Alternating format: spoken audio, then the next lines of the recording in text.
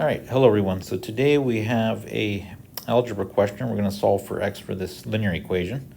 So we have 4/5 times the quantity x plus 1 minus 3x equals 1/4 x plus 1/6 times the quantity x minus 2. So when I'm solving a linear equation,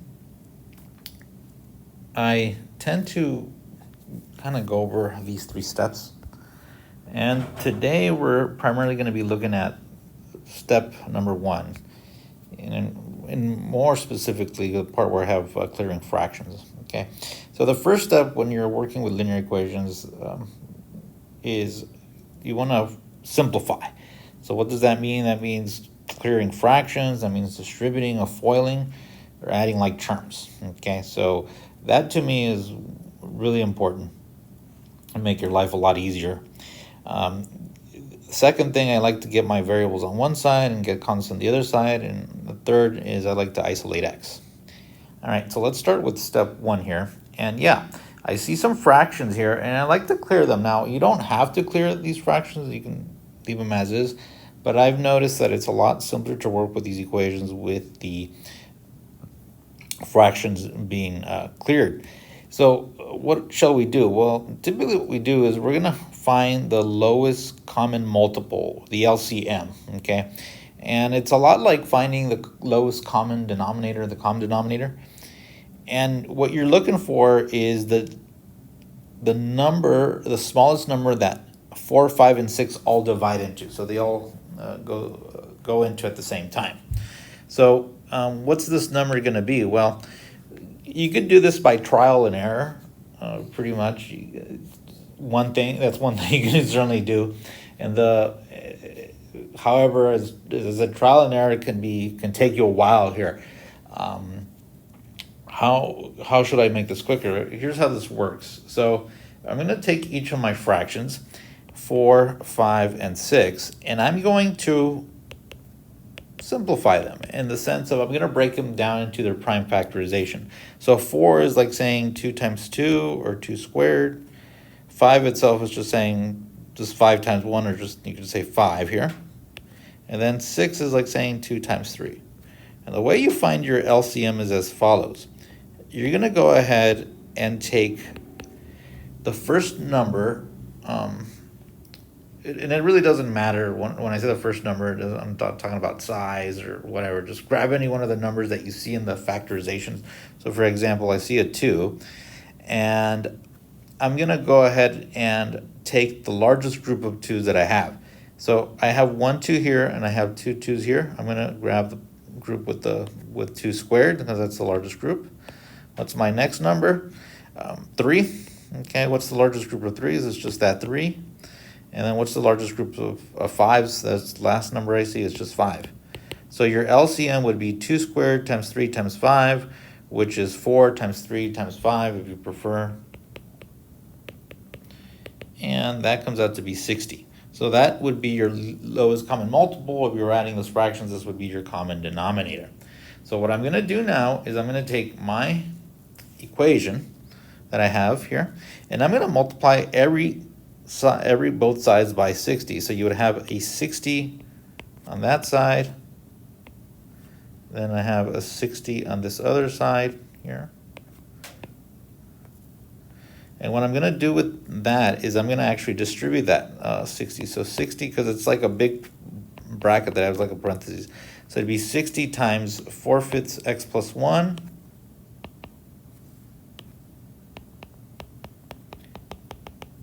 60 times the 3x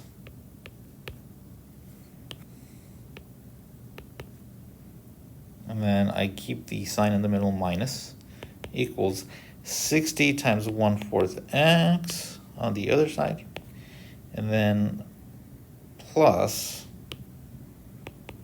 60 times 1/6 x minus 2.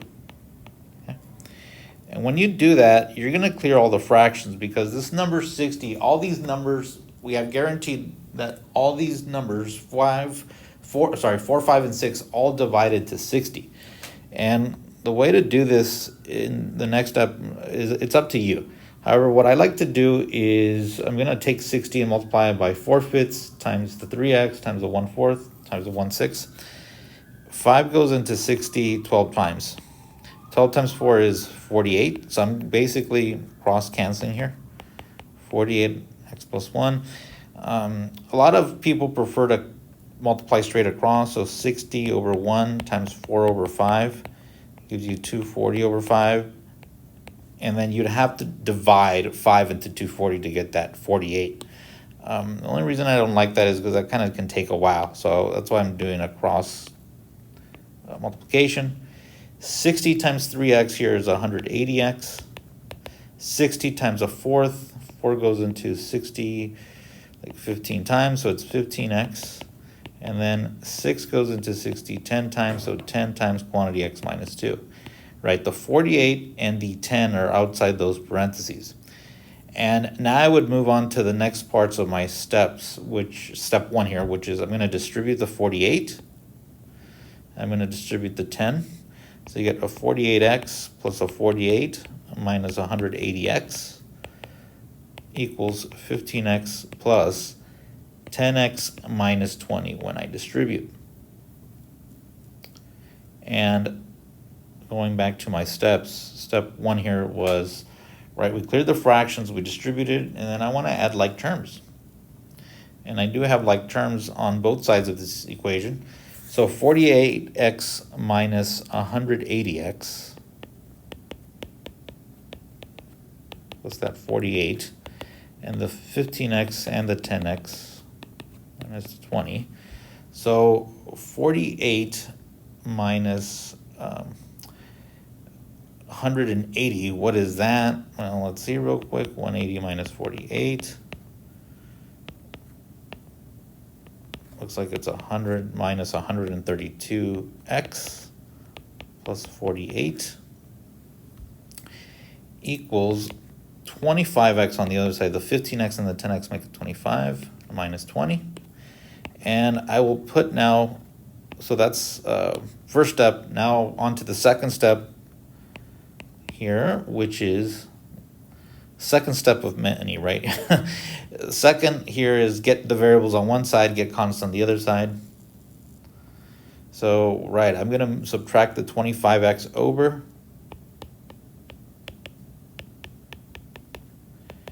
And I'm going to subtract the 48 over. 132x minus 25, that is minus 157x, equals negative 68 on the other side.